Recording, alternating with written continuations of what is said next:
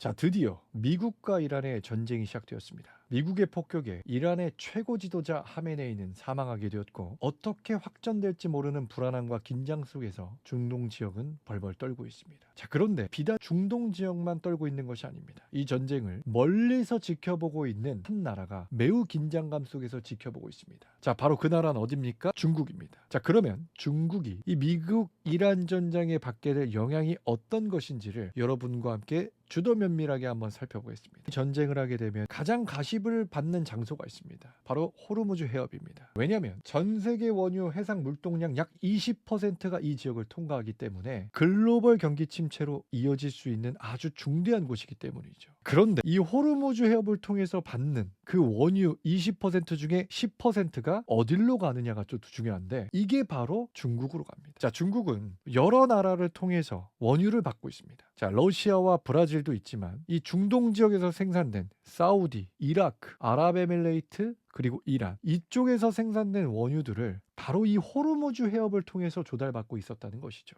자, 그러면 중동의 전쟁, 이란의 전쟁은 중국한테는 아주 눈에 까신 거죠. 왜냐? 자신들이 조달받았던 그 경로가 막혀버리게 되었다는 것이죠. 그러니까 중국의 제조업에 아주 심각한 타격을 받을 수가 있다라는 겁니다. 자, 중국의 에너지 구조를 실질적으로 지금 전쟁을 치르고 있는 미국과 한번 비교를 그냥 한번 해보자면, 일단 미국은 자급률이 굉장히 좋습니다. 그리고 비축유도 굉장히 많고요. 셰일가스 생산국이기도 하기 때문이죠. 자, 그리고 캐나다나 멕시코를 통해서 조달을 받는 그런 나라입니다. 그러니까 중동에서 전쟁이 나도 대체할 수 있는 상황이 좋다라는 것이죠. 그런데 중국은 50%를 바로 저 호르무즈 해협을 통해서 조달받는 것이거든요. 그렇기 때문에 저 해협이 막혀버리게 된다면 중국 제조업 중심이 심각한 타격을 받을 수밖에 없다라는 겁니다. 왜냐하면 유가가 일단 상승하게 되면 물류비가 상승하고 생산비 증가하고 수출 경쟁력이 약화가 되죠. 성장 둔화가 가속된다는 거죠. 지금 현재 중국의 경기 상태는 좋지 않습니다.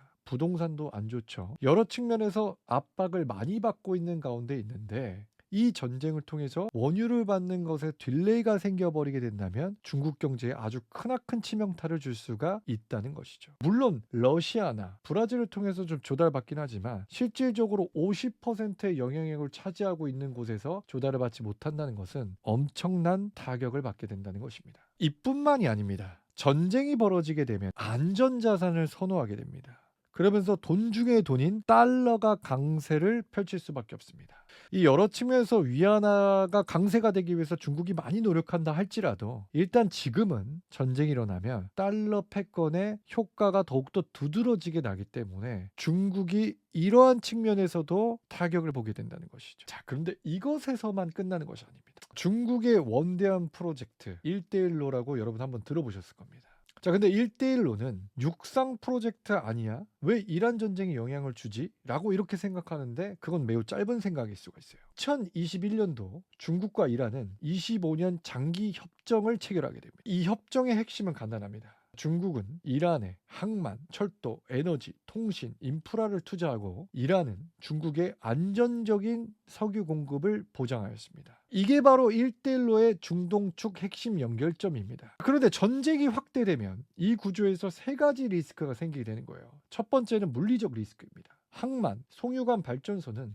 전쟁 상황에서 직접적인 타격 대상이 되는 거예요. 인프라는 이렇게 총알 맞고 폭격 맞으면 끝이라는 겁니다. 자, 두 번째, 금융 리스크죠. 전쟁이 나면 보험료가 급등하고 프로젝트 대출 금리가 오르게 되고 국제금융기관은 자금을 회수합니다. 자, 20년짜리 투자 프로젝트에 군사적 불확실성이 들어오게 되면 자본을 멈춥니다. 우리가 북한의 도발이 일어나기만 하면 우리나라에서 코리아 디스카운트로서 주가 폭락하는 그런 거랑 비슷한 거라는 거예요. 1대1로를 직접 파괴하진 않지만 그 위에 얹힌 수익 구조와 안정성을 흔들기 때문에 1대1로는 안정적인 흐름을 전제로 돌아가는 시스템입니다. 전쟁이 커질수록 그 흐름에 위험 프리미엄이 붙고 투자 리스크가 증가한다는 것이죠. 자, 이게 바로 전쟁 확대 시 1대1로 중동 축의 투자 리스크 증가라는 말이 정확한 의미입니다. 그렇기 때문에 아주 먼 나라에서도 아마 숨죽여서 미국과 이란의 전쟁을 주도 면밀하게 지켜보고 있을 겁니다. 그리고 중국이 암묵적으로 타격을 많이 받게 된다는 것이죠. 그래서 전쟁 확대 시 1대1로 중동 측의 투자 리스크가 증가하기 때문에 여러 측면에서 중국은 미국과 이란의 전쟁을 긴장한 나머지 속에서 지켜볼 수가 없다는 겁니다.